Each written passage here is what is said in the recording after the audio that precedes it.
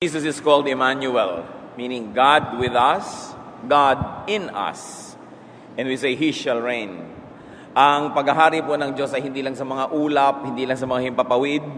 Ang tunay na paghahari ng Diyos ay nangyayari sa puso ng bawat mananampalataya, lalong-lalo sa kanyang pang-araw-araw na buhay. There are many people who suffer injuries, people fall, but because God is in us and God reigns, people have to rise. People have to recover. At yan ang bagay, lalong-lalo sa mga nananalig sa Diyos, na tayo ay nakakabangon muli kung tayo may nagkakaroon ng mga karamdaman, mga kahinaan o pagkadapa. 5 steps to recovery. O paano ba makababangong muli? Yan po ang ating pag-aaralan sa tulong ng Espiritu ng Diyos. Ama namin sa langit, salamat sapagkat kami tinipon niyo upang kayo papurihan, upang kayo dalhan ng handog sa inyong paanan, awitan, at upang tumanggap din kami ng iyong mga pagpapala. Turuan niyo po kami. Patuloy niyo kaming linisin, O Diyos. Patawarin kami sa aming mga kasalanan. Punan niyo po ang aming mga kakulangan. Palakasin niyo aming mga kahinaan. Bigyan niyo kami ng matang nakakakita, taingang nakakarinig, at pusong sumusunod. We surrender our thoughts to you, O God, and ask you, let your will be done in our lives. Move in our midst. Teach us. Enable us to hear your voice. Empower us to obey you. Teach us how to recover in our various falls and infirmities. May your perfect will be done in our lives. In the name of Jesus, our healer, we pray. 5 steps to recovery. Pagbabasihan po natin ang pag-aaral, yung recovery ng isang tao na nasa Marcos 2, 1 hanggang 5 ang bahagi ng kanyang kwento. Pagkalipas ng ilang araw, bumalik si Jesus sa Capernaum at kumalat ang balitang siya ay nasa bahay. Nagkatipon doon ang napakaraming tao, kaya't halos wala nang mapwestuhan kahit sa labas ng pintuan. Habang nangangaral si Jesus, may dumating na 4 na taong may dalang isang paralitiko. Hindi nila mailapit ang paralitiko kay Jesus dahil sa dami ng tao. Kaya't binakbak nila ang bubong sa tapat niya at ibinaba ang paralitikong nakaratay sa higaan. Nang makita ni Jesus kung gaano kalaki ang kanilang pananampalataya, sinabi niya sa paralitiko, "Anak, pinatawad na ang mga kasalanan mo." At Marcos 2, 10 hanggang 12, sinabi niya sa paralitiko, "Tumayo ka, buhatin mo ang iyong higaan at umuwi ka na." Tumayo nga ang paralitiko. Kaagad nitong binuhat ang kanyang higaan at umalis habang ang lahat naman ay nang naroon ay namangha.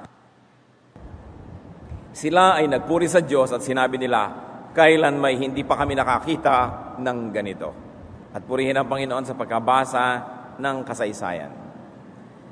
Napakasikip ng bahay, napakaraming tao, hindi maipasok ang pasyente, kaya binokbak ang bubong at doon pinadaan sa ibabaw, hindi sa pinto dahil wala na talagang lugar. Ang mga bahay po sa Middle East, ang mga bubong nila ay flat. Hindi katulad ng mga bubong natin na matibong, very, very steep because of the rain that we have to contend with.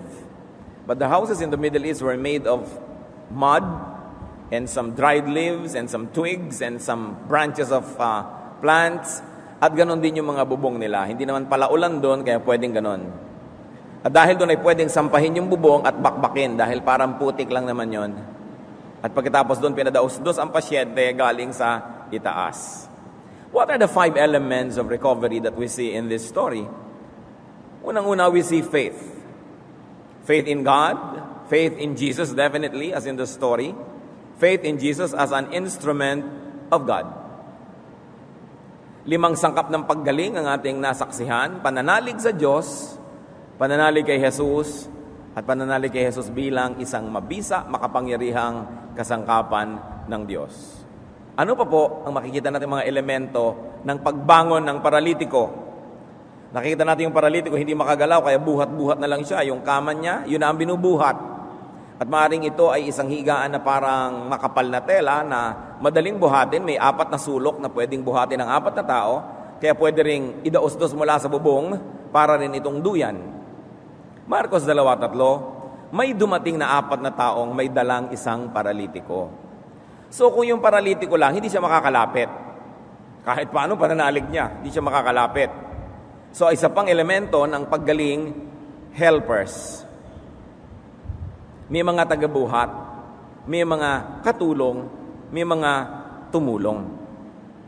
In a person's healing or recovery, the help of others is all important. It is very, very important. And helpers are usually family members, relatives, friends. Kaya gustong-gusto ni Satanas na magkaaway, halimbawa ang magulang at anak, ang anak, kapatid at kapatid, biyanan at manugang, sapagkat pagka magkakaaway ang miyembro ng pamilya, hindi sila magtutulungan. Ayaw mo sigurong tulungan yung kaaway mo at ikaw naman ayaw mong patulong kahit kailangan mo. Tuwang-tuwa si Satanas noon dahil kayang-kaya niyang papanghinain ng mga tao at hindi nagkakatulungan. So, helpers are very, very necessary in one's recovery. And the Bible is full of such heroic intercessors and ministers. Kung babalikan natin ang kwento, Marcos 2:3-4, may dumating na 4 na taong may dalang isang paralitiko. Hindi nila mailapit ang paralitiko kay Jesus dahil sa dami ng tao, kaya't binakbak nila ang bubong sa tapat niya at ibinaba ang paralitikong nakaratay sa higaan. So another element here of recovery is effort. Carrying the paralytic and making an opening in the roof. Pagsisikap. Siguro kung sawang-sawa ka ng mag-alaga ng may sakit, at kung hindi ka naman talaga mahal na mahal, ay baka pagsawaan ka kung matagal na. No? Dadalhin mo pa ba yan sa bawat manggagamot? Siguro lahat na rin ang pwedeng nabalitang ng gagamot ay nadala na itong paralitikong ito, nailubog na sa lahat ng mapaghimalang tubig, napausukan na sa lahat ng mapaghimalang usok, napaulanan na lahat ng mga mapaghimalang umuulalang mga talulot ng rosas at kung ano-ano, paralitiko pa rin. Pero hindi siya pinagsawaan. Dinala pa rin. Kaya napakahalaga yung pag-ibig ng kamag-anak, yung pag-ibig ng pamilya, lalo pag-ibig ng magulang at ng anak, pag-ibig ng asawa, pag-ibig ng kaibigan sa ating buhay. And you can see that there was persistence and tenacity. Talagang sobra ang pagpupumilit nila na mailapit kay Jesus. Kung mahina-hina lang ang loob mo, hindi mo nadadalhin. Tapos kung makita mong maraming tao, panghihinaan ka na ng loob, uuwi ka na. Yung mga talunan, yung laging talo sa buhay, mahilig yan sumuko. Napipigil yan ng gwardya, napipigil ng sekretarya, napipigil ng clerk, napipigil ng hangin, ng ulan, ng init, ng lamig. Kasi madaling pigilin. Pero itong nagdadala ng paralitikong ito, hindi mapigil. Kahit pa nga punong-puno na ang bahay, sinampan nila yung bubong, at gumawa sila ng paraan. Hindi mo babakbakin mo ang bubong na may bubong para lang mailapit ang pasyente sa manggagamot. At may parang pa pong isang elemento dito na napakahalaga nating bigyan ng pansin. Another element of recovery here is currency. Pautang, pakisama, pambayad. Pera kaya yon o magandang pakikipagmabutihan.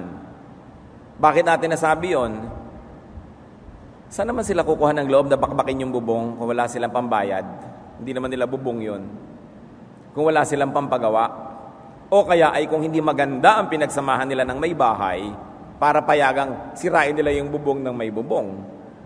Napakahalaga po sa tao na kung wala ka man lang inipong pera, may inipon ka man lang na pakisama. Sapagkat darating at darating ang panahon, ikaw naman ang mangangailangan. Bihira naman yung taong mula simula hanggang wakas. Siya na lang yung tumutulong. Dumarating yung panahon na ikaw naman ang tutulungan. Napakahalaga yung may inipon ka naman.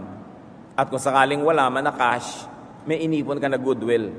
So there was that kind of element in the recovery of this paralytic. And another very important element of recovery is release. The paralytic was released from the past, from the real source of paralysis. And in the case of that person, obviously it was sin. Kaya, sabi ni Lord, pinapatawad na ang iyong kasalanan. The release came from being forgiven. Hindi natin alam kung anong kasalanan, kung paano naging dahilan ng kasalanan, pero nung pinagaling siya ng Panginoon, ang inuna, tinanggal yung hawak sa kanya at pagkakasaklot sa kanya ng kasalanan, pinatawad siya. Dalawang bagay lang naman para makalaya sa kasalanan. Magbayad ka o mapatawad ka. Kaya nga napakasarap ng mga anak ng Diyos, ng kalagayan, sapagkat sa pamamagitan ni Jesus ay hindi na tayo pinagbabayad ng kasalanan, pinapatawad na lang.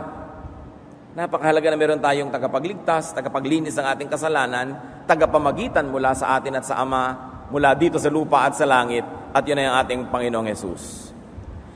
Bago lumaya ang isang tao, bago siya makabangon sa anumang pagkakalugmok niya, yung totoo at tunay na pagbangon, kailangan mo nang mapawalan at mapalaya ang pasyente mula sa pagkakakulong, kung anuman ang nagkukulong sa kanya. Sa kaso ng pasyenteng ito, ang naging dahilan ng kanyang pagkakalumpoy kasalanan, kaya dapat siyang tumanggap ng kapatawaran at yun ang inuna ni Jesus. Ano pong kinalaman natin sa nangyari niya na matagal na? Malaki. Because people have paralysis. Lahat tayo ay may kani-kanyang pagkakalumpo. Marami po sa atin naglalakad ng matuli, nakakatalo ng mataas, pero meron tayong iba't ibang uri at anyo ng pagkalumpo. Paralysis is loss of the ability to move a body part. Ang isang bahagi ng iyong katawan o buong bahagi nito hindi mo maigalaw, paralysis yon, pagkakalumpo. So there can be a paralysis of the body. Marami tayong nakikitang ganyan, kalahati ng katawan ay naparalisado o kaya ay isang kamay, isang paa o buong katawan. There can also be a paralysis of the emotion and the soul. Nakakalaya ang katawan, nakakakilos, pero ang damdamin, kulong. Hindi na marunong umibig, nadala na. Hindi na marunong magtiwala, nasaktan na. Hindi na marunong manalig dahil sa napakaraming tinamo ng mga kabiguan sa buhay. So marami pong mga tao nakakagalaw ang katawan pero paralitiko ang damdamin, ang kalooban, ang puso. No longer capable of being free because of a past. And of course, there's also a paralysis of the spirit. Malaya ang katawan, malaya ang emosyon, pero hindi malaya ang espiritu na sumunod sa Diyos. Hindi malaya ang espiritu na sumunod sa kabutihan, sa tama, sa maganda at kaibig-ibig dahil naging alipin na ng kung anuman na kasalanan. So hindi lang po yung physical paralysis ang problema ng tao, maraming klase ng paralysis. At kung minsan nagsasama-sama pa yan sa isang tao lang. Paralysis of the body and the spirit, kung minsan paralysis of the emotion and the spirit, at kung minsan pakyaw, nandun na sa lahat ng tao yon. In both and in all cases, it's still Jesus who is the answer. Kaya dinala nila ang paralitiko ito sa Panginoon at natagpuan naman nila kanilang hinahanap na lunas. Now, those paralyses have root causes. Laging if P then Q, cause and effect. Kung meron tayo ngayong kalagayan ngayon, merong dahilan yan kaya bakit nagkaganyan. Napalagay ka sa ganong sitwasyon dahil may nangyari nung nakaraan na naglagay sa'yo doon. O may mga sunod-sunod na nangyari na naging dahilan at napalagay ka dyan. Laging may dahilan. So ating sariwain para sa sarili natin ngayong buhay, 5 steps to recovery from our various paralysis. Kung tayo naman yung pasyente, ano ang 5 hakbang para makabangon muli sa pagkakalumpo ng katawan o ng emosyon, ng damdamin o ng espiritu o ng pinaghalo-halong ganito. Tulad din dun sa kaso na binasa natin sa Biblia, ang unang elemento para tayo makabangon, believe. Believe that you can recover. Believe that God can and God will give you recovery. And believe in God's instrument. Bihira naman na ang Diyos ay personal na magkakaroon sa inang appearance at siya ang gagawa ng paraan para katulungan. Ang pamamaraan ng Panginoon ay lagi siyang gumagamit ng instrumento. So kailangan maniwala ka sa Diyos, maniwala kang maganda ang kalooban ng Diyos para sa iyo, maniwala kang kaya kang ibangon at pagalingan ng Diyos, at maniwala ka doon sa instrumentong kanyang ipinapadala. Noon hanggang ngayon, isa pa rin ang unang hakbang, manalig. Ang pananalig ay lahat-lahat. Santiago 1:17, ang lahat ng mabuti at ganap na kaloob ay buhat sa Diyos. Kahit pa nga ang kaloob na ito, kahit pa ang instrumentong ito, hindi mukhang relihiyoso, sometimes not in the context of the church or religion, but all good things come from the Father of lights. All good things come from God. Kahit wala itong religious label, kahit wala itong balutan ng pagiging relihiyoso, basta mabuti, galing yan sa Diyos. So God's instrument can be a person, maybe a doctor, maybe a counselor. Kung magpapadoktor kayo at hindi kayo naniniwala sa Kanya, wala kayong mararating. Kailangan naniniwala rin kayo. Counselor siguro, dapat ka rin maniwala sa counselor kasi kung hindi ka naniniwala, hindi ka rin tatablan ng kanyang payo. Maybe it is an object that will be used by God, medicine, maybe a tool or a procedure, a method. Sasabi mo na magpapagamot ako pero kung puro negative ang gagawin mo sa sarili mo, nagdududa ka, mahirap kang tablan. Kasi noon hanggang ngayon, ang kailangan ay pananalig para may mangyari. Hebreo 11:6, kung hindi tayo sumasampalataya sa Diyos, hindi natin mabibigyang kaluguran ang Diyos. Sapagkat ang sino mang lumalapit sa Diyos ay dapat sumampalatayang may Diyos na nagbibigay ng gantimpala sa mga nananalig sa Kanya. So hindi pwedeng alatsamba, baka sakali, baka rin naman mag-work, kailangan nananalig ka. Pananalig ang unang-una.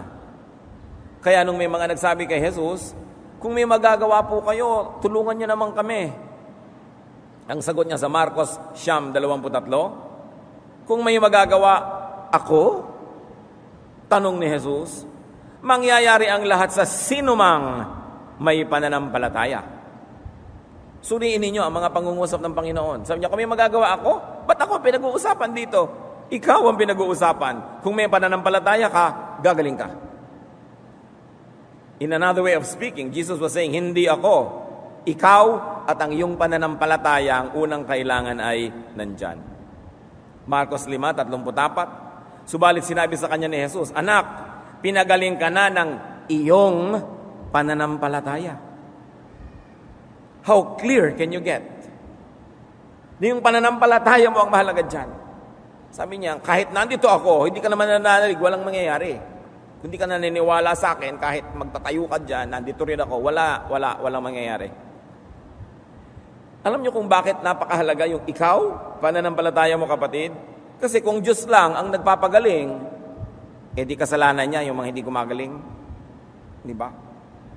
Kung ang Diyos lang pala yung factor sa pagpapagalingan na yan, di pag may hindi gumagaling siya, dapat sisihin. Pero sabi niya, hindi ako. Ikaw, naniniwala ka ba? Pag naniniwala ka, mangyayari yon. Marcos 10:52, sinabi ni Jesus, kung gayon, magaling ka na dahil sa iyong pananampalataya. So sinasabi ni Jesus, hindi ako, ikaw. Ang pinag-uusapan dito, yung faith mo ang mahalaga.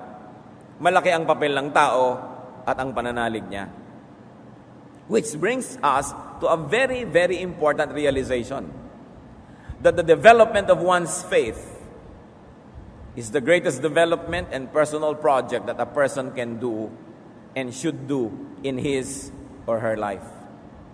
Kung minsan may project ka na i-correct ang yung grammar, may project ka na gumawa ng bakod, may project ka na mag-ipon, may project ka na makapag-asawa, makahanap ng papa, etc., etc. Mga project lahat yan Pero ang pinakamahalagang project, mahubog, mapalakas, mapalago ang pananampalataya.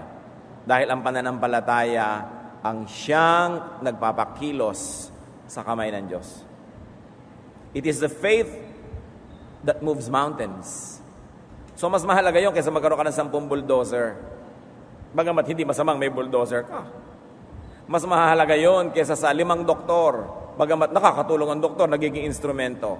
Pero kung may pananalig ka, sabi niya ganun, even the size of a mustard seed, you can command this mountain to lift itself and throw itself into the sea, and it will. Kaya kumusta po ang ating proyekto na develop ang ating faith? The faith of a person can do wonderful things. And only those who truly believe can move mountains. Kaya pag tinignan natin ang kasaysayan ng sangkatauhan, yung mga nakagawa ng napakalalaking mga gawaing halos di mo mapaniwala ang mangyayari, may nanguna lang doon, 1 o 2 na talaga nananalig. At dahil sa lakas ng kanilang pananalig, marami ring nanalig din at nagkatulong-tulong, may mga nagawa sila sa buhay. All the great projects of humanity happened because people believed.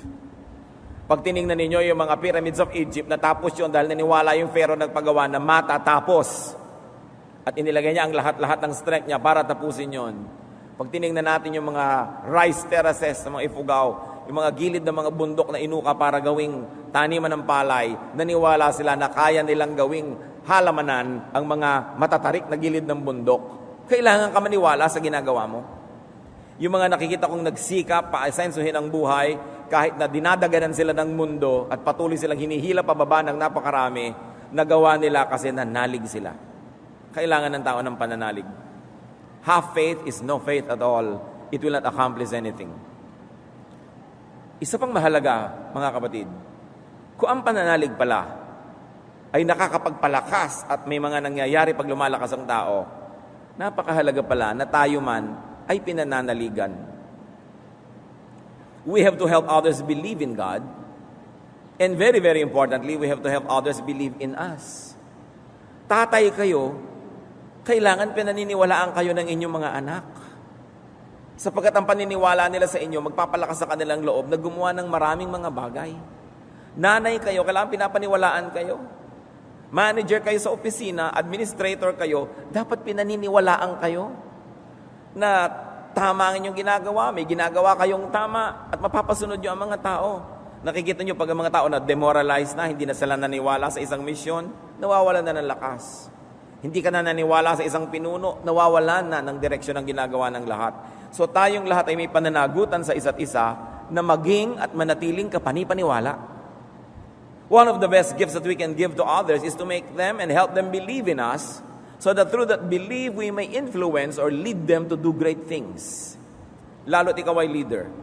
Kita nyo, napakahirap naman na ikaw ay tatay, pasuray-suray ka, palasing-lasing, lima-lima asawa, wala kang kinikita, nang bubugbog ka ng asawa. Maraming mga anak ng mga ganitong tatay naliligaw din ng landas. Kasi wala naman silang mapaniwalaan, parang wala namang hero. Pero kung nakikita mo na ang galing-galing naman ng tiya ko, ang galing-galing naman ng tiyo ko, ang galing ng ate ko, ng kuya ko, pati ikaw na-challenge ka na maging magaling. Faith is important. Hindi lang faith in God, faith in people. Mga anak, dapat naniniwala pa sa inyo ang inyong mga magulang. Di ba? Para nagsisikap man sila na pinag-aaral kayo, ganado, hindi yung 7 semestre na kayo sa first year. Parang wala nang paniniwala sa inyong magulang nyo, tinatamad na rin halos bigyan kayo ng baon o pang-enroll kasi na-erode yung faith nila. That's why we should continue to inspire faith and confidence. It is our duty to one another. And you, as object of faith, can help others tremendously. Therefore, don't destroy yourself, but build yourself up so that people can believe in you. Pag sinisira natin ang ating sarili, hindi lang sarili natin nasisira, kundi lahat ng naniniwala sa atin na maaaring mawalan ng paniniwala. At yung dapat ay maniniwala pa na hindi na dumating sa paniniwala dahil wala nang makitang paniniwalaan. Isang duty yan ng tao sa kapwa, to draw the best in each other, to inspire each other to be the best version of himself. And that is done most effectively when you yourself are believable. Kakailangan makatulong tayo sapagkat nakakatulong tayo habang tayo'y pinaniniwalaan. Ang mga bayan, ang mga bansa, nakakalampas sa mga crisis basta naniniwala sila sa kanilang leader. When your leader is believable and credible, a society, a nation can surmount any difficulty. But the problem is, when your leader has a credibility problem at hindi ka naniniwala at hindi ka nananalig, paano ka mai-inspire pag sinabi niyang magsakripisyo tayo para sa bayan? Eh siya naman hindi magsasakripisyo halimbawa. Pag sinabi niyang ayusin natin ating kapaligiran pero siya naman ay hindi maayos, napapahamak ang marami kapag ang pinuno ay hindi ka panipaniwala. So ganyan ang mga pananagutan niyang faith na yan. Masalimuot. Maraming mga department yan sa buhay natin. Mayroon tayong pananagutan maging at manatiling kapanipaniwala and credible for the sake of those who need to believe in us. Pangalawang steps po para sa ating sariling recovery, allow helpers to minister to you. Allow friends and carriers to bring you relief or to bring you to the source of relief. Makinig kayo mabuti mga kapatid. Kailangan handa rin tayo magpatulong. May mga tao matulungin, pero ayaw magpatulong. Dumarating ang panahon sa buhay ng isang tao na kailangan niyang tanggapin ang tulong ng kapwa. And when you have to, be a gracious recipient. At kung talagang nabibigatan na kayo, napaparalitiko na kayo kapatid, kailangan kayong magparamdam. Kailangan kayong magtapat, magbukas ng loob sa makakatulong sa inyo. Hindi tama na ikaw lang ang tumutulong tapos hindi ka tutulungan. Kasi one way ang ganong relationship. You cannot forever exhale. You need to inhale to complete the cycle Hindi ka pwedeng bigay lang ng bigay, darating din na panahon ikay tatanggap. Maging si Paul was a very gracious recipient. Most of the time pa nga, he expected help. He demanded help. Unang Korinto 16:6, magtatagal ako riyan at maaring dyan na ako magpalipas ng taglamig upang ako'y matulungan ninyo saan man ako pupunta. Ito ang sulat niyang ipinadala sa isang bayan na pupuntahan niya. Pupunta ako dyan, maghanda kayo, dyan ako titira. Matagal, buong winter. Tutulungan ninyo ako. Hindi niya ikinakahiya yun sapagkat tumulong din naman siya sa mga taong yun eh.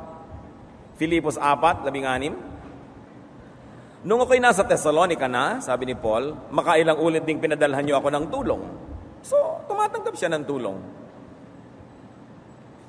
Bagamat konti naman ang tao na palatulong at ayaw magpatulong, pero meron ding mga ayaw talaga, mangilan-ngilan. At kung ito ang problema ninyo, ang mensahe ay para sa inyo. Kailangan tayong magparamdam kung nangangailangan tayo ng tulong. Have helpers and have potential helpers.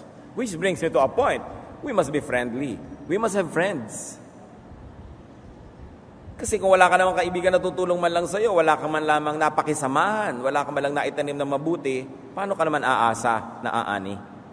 Mangangaral 4, 9 hanggang 10. Ang dalawa ay mabuti kaysa isa. Mas marami ang bunga ng anumang gagawin nila. Kapag nabuwal ang isa, maitatayo siya ng kanyang kasama. Kawawa ang nag-iisa, sapagkat walang tutulong sa kanya kapag siya ay nabuwal. That's why Satan wants us proud, so that nobody will like us, and when we fall, nobody will help us. Gusto ni Satanas na tayong mayabang, makasarili, masama ang ugali, para pag natumba tayo, walang tutulong. Yan ang mission ni Satanas eh. Ihiwalay tayo sa tutulong, para pag tayo'y kanyang pinatid at natumba, hindi na tayo makabangon pa. Kaya ayaw na ayaw nyo ikay mapagpakumbaba, mapagbigay, matulungin, na siya namang gusto ng Diyos. Alam nyo kung ba tayo tinuturuan ng Diyos na maging mabuti? Kasi ang Diyos, alam niya na darating ang panahon, kailangan natin ng tulong ng kapwa. Sinong magulang ang magtuturo sa mga anak na, anak, dapat snub ka, dapat suplada ka, huwag kang babati kahit kanino, huwag kang ngingiti. Hindi alam ng magulang na yun ang itinuturo niya sa kanyang anak. Sapagkat tinuturo niya sa kanyang anak na kamuhian ng kapwa. At kung sakasakaling ito'y matumba sa kalsada, walang dadampot. Ang mabuting magulang, nagtuturo ng magpakumbaba ka anak, maging matulungin ka, maging mabait ka. Kahit tayo may kaya, kahit tayo mayaman, dahil alam niyo naman ang kapalaran ng tao nagbabago. Health or wealth are both temporary. Nobody is sure that it will be the same forever. Kaya mabuti yung nakikitungo tayo ng mabuti sa kapwa. So be a friend. Be a helper. And as long as you can, be a carrier of others. So that when it's your turn to be carried, you will not be embarrassed that people are carrying you dahil marami ka na namang nabuhat eh. Roma 12:13, tumulong kayo sa pangangailangan ng mga kapatiran. Pag nagtuturo sa atin ng Diyos na tayo maging mapagbigay, hindi niya tayo pinapadehado nun. Kasi alam niya na ang pagbibigay ay isang uri lang ng pagtatanim din. At hindi masamang magtanim. At hindi masama sa nagtatanim na umasang aani. Kaya ka nga nagtatanim kasi aani ka eh. At hindi masamang umani, basta may itinanim. Another step to recovery, tulad ng sa kwento, we should work. We should strive and make the effort. Kailangan magsikap. Buhatin ang higaan na yan, sampahin ang bubong, bakbakin ang bubong kung kailangan, dapat magsikap. At habang ginagawa ang pagtatrabaho, dapat masaya ka. Lugi ang isang tao na nagtatrabaho, naglilingkod, tapos nakasimangot. Bakit? Pagod na siya, pumangit pa siya. Pagod na siya, malungkot pa siya. Parang doble lugi yun. Dapat habang napapagod ka, masaya ka. Pasayahin mo sarili mo. Para pagod ka lang, pero masaya ka. Efesos 6:7-8. Maglingkod kayo ng masayang kalooban na parang sa Panginoon kayo naglilingkod at hindi sa tao. Sapagkat alam ninyong gagantimpalaan ng Panginoon ang bawat mabuting gawa ninuman. Hindi lang sa church work yan. Nag-e-empake kayo ng gawgaw, ngumiti kayo, pasayahin nyo ang inyong sarili. Nagwe-welding kayo ng mga bakal, nagvo-vulcanize kayo ng gulong, nag-aayos kayo ng bulaklak, pasayahin nyo sarili nyo. Hindi may trabaho ka, nagagalit ka at ginagawa mo yun, nagrereklamo ka, dadabog-dabog ka. Walang blessing yun. So kung may tinutulungan tayo, binubuhat natin yung paralitiko, makita man lang niya na nginingitian natin siya. Kahit tayo pagod na pagod, nginingitian natin. Hindi yung bangga-bangga mo na lang siya sa sulok-sulok dahil pagod ka na. Dahil babangon din yan pagdating ng araw, baka ikaw naman yung nakahiga. Hindi, pag nag-uumpog ka rin niya. Kasi yun ang tanim mo sa buhay. Kaya yung mga, ewan ko ba yung mga masusungit na mga tiya, mga tiyo, mga stepmother, mga stepfather, ang lulupit sa maliliit na bata. That is foolishness. Dahil habang dumadating ang araw at buwan at taon, papatanda kayo, lalo lampas na kayo ng 40, 45, no? Kumbaga, 45, halimbawa, ipagpalagay na mabuhay ka ng 90 anyos, di 45 ang alas 12 ang tanghali ng inyong buhay. Pag 46 na kayo, ay mga 12 quarter na kayo noon, ha? Pag 50 kayo, mga 2 o'clock na yun ang hapon. So habang tumatanda kayo, papahina, yung inapin nyo, papalakas pa lang. Kaya pag nasa 5:30 na kayo ng hapon, malabo na ang inyong mata, gagapang-gapang na kayo, nasa katanghali ang tapat pa lang siya. Kung sabi niya, balang araw, babangon ako at dudurugin kita. Ba't ka mang-aapi ng bata? It's really a horrible foolishness. First of all, it's unkind. Second, it's unwise. Habang papalaki ang batang yan, papahina ka. Darating ang panahon, siya ang kakailanganin mo sa buhay. Hindi ko alam why people can be cruel to children. One of the nicest investments you can do is invest in children. Be nice, be good to your pamangkins, to everybody. Darating ang mga panahon, pagkakatrabaho rin yan, maaalala ka man lang tapunan ng kanilang 14th month pay. Kailangan ng tao marunong, and we should always work. At lugi ang nagtatrabaho na, tas hindi pa masaya. And we must persist. Do not give up easily. Huwag agad-agad sumusuko. Galatia 6:9, kaya't huwag tayo magsawa sa paggawa ng mabuti. Pagdating ng takdang panahon, tayo ay aani kung hindi tayo magsasawa. At pangalawang Kronika 15:7, ngunit magpakatatag kayo at huwag masiraan ang loob. Gagantimpalaan kayo dahil sa inyong mga ginawa. So in the good things that you do, especially in helping people, do not be easily discouraged. Hindi man kayo gantihan ng taong ginawa nyo ng mabuti, hindi natutulog ang Diyos. Alam niya ang pangako niya na ang nagtatanim ay aani. Kung hindi kayo papitasin ng taong inyong inalagaan, ang Diyos mismo ang magde-deliver sa inyo ng kaing-kaing na prutas. God keeps His promises. God is forever. Huwag nagsisisi, bakit ba nagawan pa kita ng mabuti? Ba't ba natulungan pa kita? Hindi pinagsisisihan yon. At tulad din nung nasa kwento mga kapatid, in recovery, have the currency. Have the money. Have the resources. Mag-ipon ng pambayad, mag-ipon ng pautang, pakisama. Baka dumating ang panahon, yung hindi nyo pinapansin noon ay pinapamigay nyo lang, maging lahat-lahat na aasahan nyo pala. Pag dumating ang panahon, kayo'y walang-wala.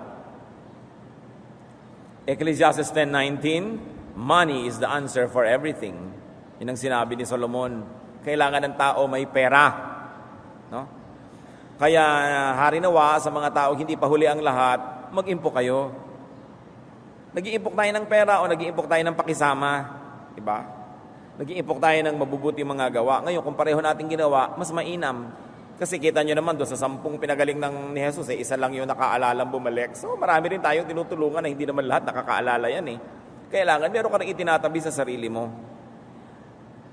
I always caution people who are very kind and very good to always keep something for themselves also.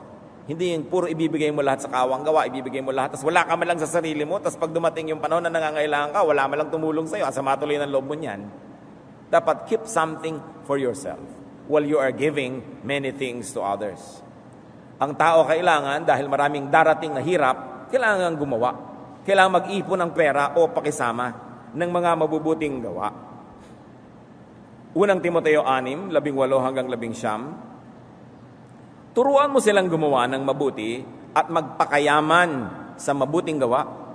Sa gayon, makapag-iimpok sila para sa matatag na hinaharap. Si Paul, sa kanyang mga nagawang kabutihan, at dalawa lang naman yon, ipinakilala nila ang mga tao kay Jesus o kaya ay pinalago niya kay Jesus ang mga tao. Hindi siya kailanman nagatubili na mamitas mula sa kanyang mga itinanim. Sa Filemon 1:18-19, Sapagkat mayroong isang naging convert, si Philemon na slave. At kilala niya yung dating amo at takas na alipin itong naging Kristiyano. So binigyan ni Pablo ng sulat, o bumalik ka sa amo mo. Sabihin mo, palayain ka na niya, sabi ko. No? At sabi niya sa Philemon 1:18 hanggang 19, dun sa amo, noong slave na naging Christian, kung siya may nagkasala o nagkautang sa'yo, sabi ni Paul, sa akin mo na ito singilin. Hindi ko na dapat banggitin pa na utang mo sa akin ang iyong pagkakakilala kay Kristo. Nakita niyo, walang patumpik-tumpik si Paul. Sa inyo, kung may utang man ito, burahin mo na. I-charge mo na sa akin. O gusto pa bang ipaalala ko sa iyo na kaya ka lang naging Kristiyano dahil sa akin? Kaligtasan ng iyong kaluluwa forever and ever. Ang pagkakautang mo sa akin ay gano'n na lang. No? So, ipinamukha ni Pablo dito sa tao na lubog ka sa akin sa utang. So, maging mabuti ka na lang dito, yun na ang bayad mo sa akin. Huwag mo na lang siyang singilin pa. No? Yung pagpapakilala sa tao kay Kristo at pagpapalago sa kanya kay Kristo ay dapat tinatanaw nung mga nakakilala at mga lumalago. Tulad sabi ni Paul, hindi ko na ipapaalala sa iyo na lubog ka sa akin sa utang dahil nagkaroon ka ng spiritual life at nagkaroon ka ng development dahil sa akin ministry. So, dahil may tanim siya, hindi siya nag-aatubili, no? Na lumapit din at pumitas. And finally, sa 5 hakbang na nakita natin doon sa kwento at i-apply natin sa ating buhay, be free from the cause of paralysis. In the case of that person in the Bible, it was a sin. At kung sa atin din may paralysis tayo, be free from the sin that you committed or the sin that was committed against you. It must be a sin or a mistake or an unfortunate event. Pansinin niyo mga kapatid, maraming tao, paralitiko sila ngayon. Hindi sa katawan, ha? Paralitiko ang damdamin, ang isip, ang puso, ang kaluluwa, ang espiritu, dahil sa nakaraan. Ayaw nang bigyan muli ang puso ng pagkakataong umibig dahil nadala, hindi ba paralysis yan?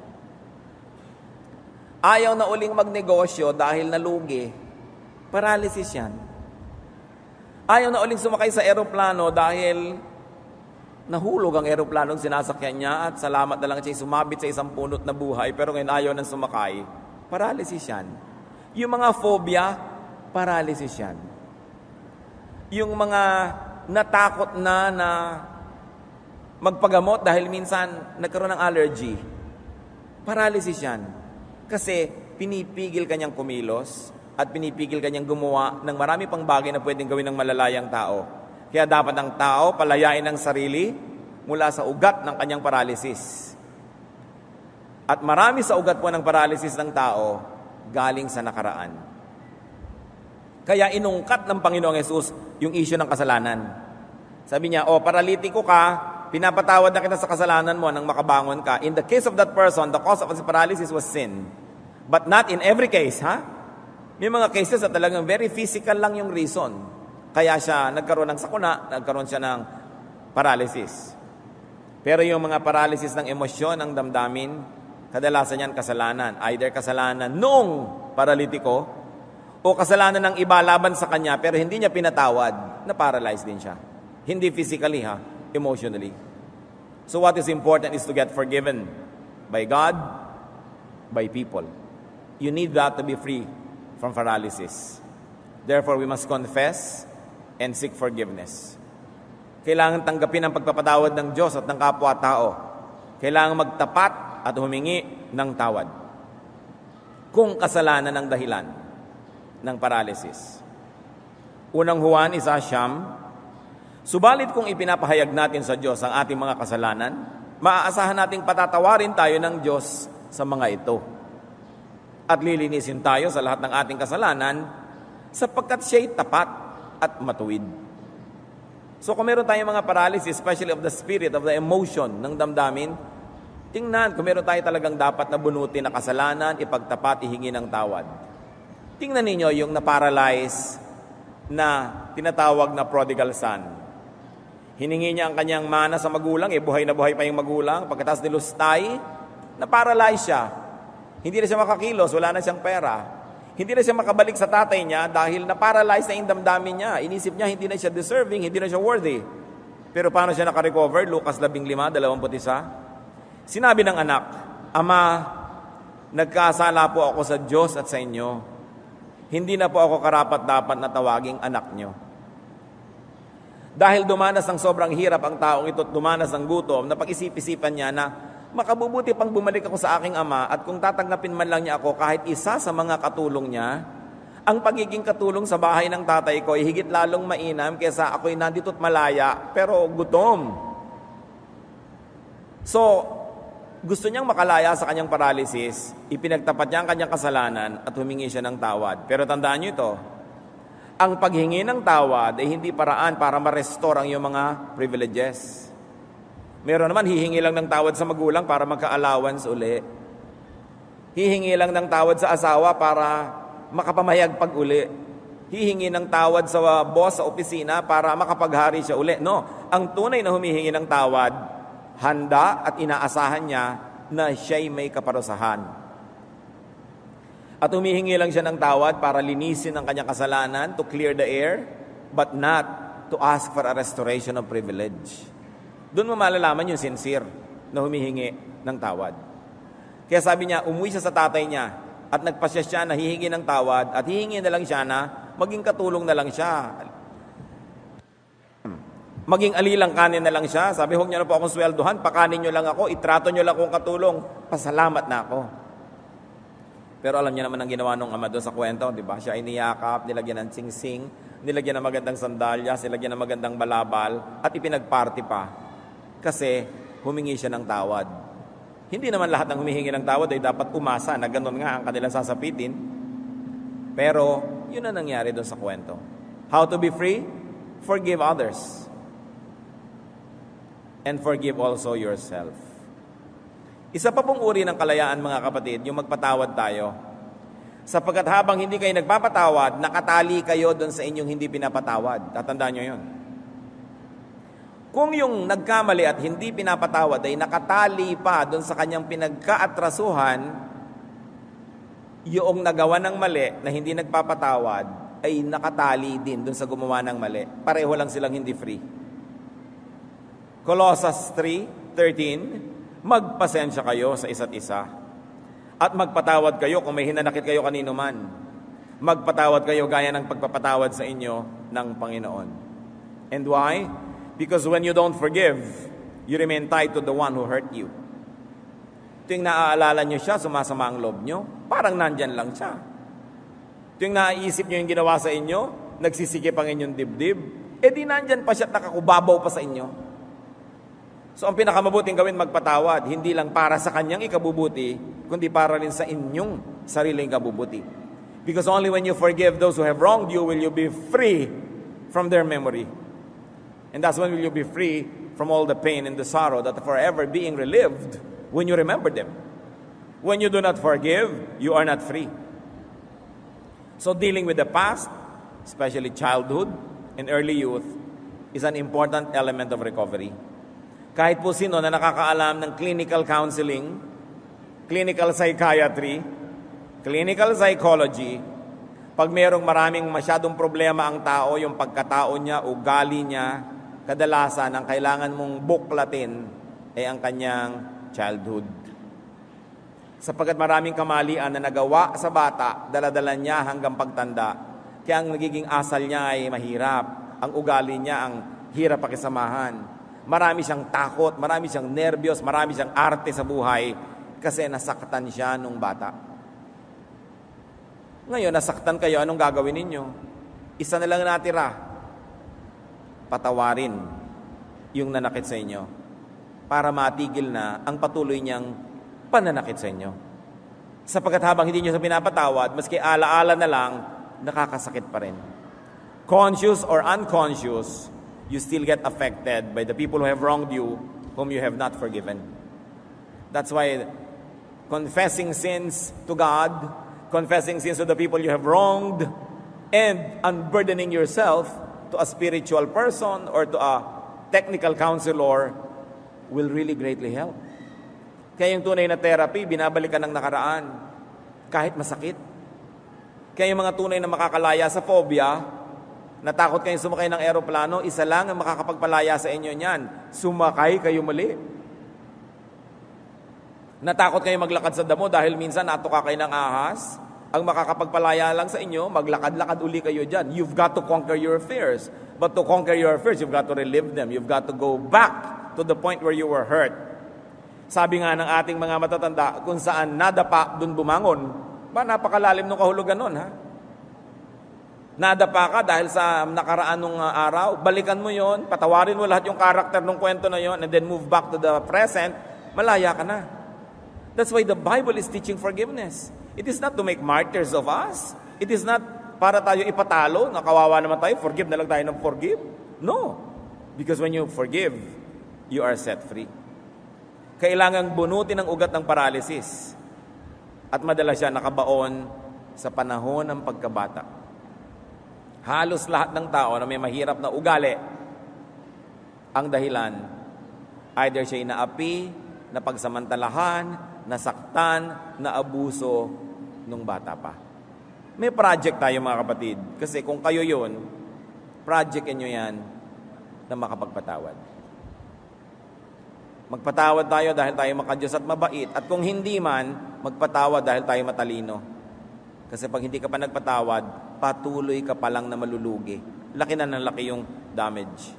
That's why forgiveness is the greatest cure. And when Jesus saw the paralytic, sabi niya, your sins are forgiven. First things first, it is really about the past. Mateo 6, 14 hanggang 15, sapagkat kung pinapatawad ninyo ang mga nagkasala sa inyo, patatawarin din kayo ng inyong Ama na nasa langit. Ngunit kung hindi ninyo pinapatawad ang iba, hindi rin naman patatawarin ng inyong Ama ang inyong mga kasalanan. So when we do not forgive, we burn the bridge over which we too must pass.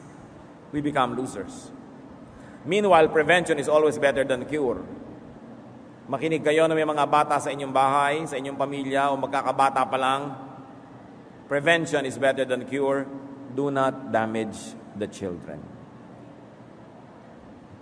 Ipagtanggol ang mga bata mula sa abuso ng mga kamag-anak, abuso ng mga masusungit na kamag-anak, abuso ng mga mapagsamantalang mga kamag-anak. Because according to statistics, more than 90% of abuses done against children are done by their relatives. Because only their relatives have access to them. Kaya dapat maingat ka. Isa kang ina, nabiyuda ka, nag-asawa kang muli, ingatan mo yung mga anak. Dapat iniingatan ng mga bata. Isa kang, may maraming kamag-anak na nakikituloy sa inyo, nakikitulog ng isa, 2 araw. Bantayan ninyo ang mga bata, huwag yung ihalo sa kanila because according to statistics, mga relatives ang nag-aabuso ng mga bata. At hindi makapagsumbong ang mga bata, timping-timpi, kiming-kimi, kaya lumalaki kung minsan may mga phobia, mga masasamang ugali, hindi mo alam doon pala nagmula. Dahil hindi nila na-proseso yung nangyari sa kanila, hindi nila naintindihan, hindi nila na 1 + 1 = 2. Because sa mura nilang isip, alam nilang may mali doon, hindi lang nila maproseso. Kaya napakahalaga po yung nag-iingat. At kung tayo na may pinagaling na ng Diyos, pick up your mat. Binigyan ka na ng Diyos ng trabaho, abay tumigil ka na nakahihingi sa nanay mo. Nakita ninyo yung paralitiko, nung gumaling na, sabi ni Lord, buhatin mo na yung kama mo. Alangan namang yung 4 pa rin kaninang medal ang magbuhat yan, nakalakad ka na nga. Di ba? Kaya malaki ka na, ikaw nang bahala naman. Baligtarin mo, ikaw naman tumulong sa magulang mo dahil tagal-tagal na nga ikaw tinulungan.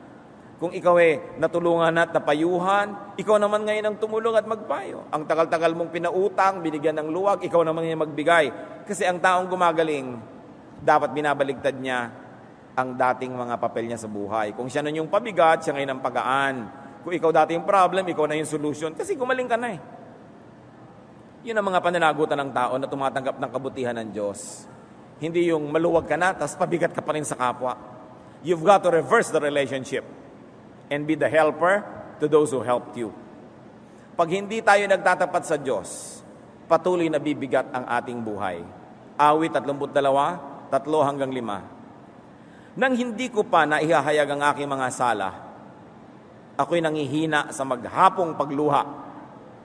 Sa araw at gabi, ako'y iyong pinarusahan. wala nang natirang lakas sa katawan. Parang hamog na natuyo sa init ng tag-araw. Kaya't ang kasalanan ko'y aking inamin. Mga pagkakamali ko'y hindi na inilihim. Ako'y nagpasyang sa'yo'y ipagtapat at mga sala ko'y pinatawad mong lahat. Pero pagka kinikimkim mo pa sa sarili mo, ayaw pa mag-umamin, mabigat na dala. May kasalanan ka, hindi ka humihingi ng tawad at pinagkasalaan mo, mabigat na dala. Kailangan mag-confess. So to anybody among us who has paralysis, arise, go up, be like the others, walk your walk, live your life. The important thing is to be free. But to be free, you've got to set others free also. To be forgiven, you have to forgive. And to be strong, you need people's help. Kailangan tayong handang magpakumbaba, tumanggap ng tulong. Aming Diyos, ano nga po ba ang kinalaman namin sa kwentong ito? Ituro mo po sa bawat isa sa amin kung ano ang blessing na para sa amin dito. Ano ang turo na para kay ganon at para kay ganyan? Alin ang paalala na para kay Juan at alin ang para kay Pedro? Ipakita mo sa amin, Lord, kung ano ang pakinabang na gusto mong tanggapin namin sa araw na ito. Magbulay-bulay tayo mga kapatid. Pag-isipan ang ating mga pinag-aralan.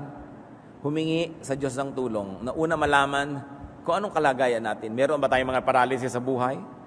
Kung meron, nadinig na natin ang mga dapat gawin. At kung wala naman, pasalamat tayo sa Diyos, tayo yung maging helper. Laging maging helper. Ipagdiwang na kayo'y hindi paralitiko, laging tumulong. Salamat o Diyos sapagkat kayang-kaya nyo kaming turuan. Dalangin namin ang puso namin maging taniman ng iyong karunungan. Magbulay-bulay tayo mga kapatid. Huwag hayaan na ang pagpapalang inilaan sa inyo ng Diyos ngayon ay masayang.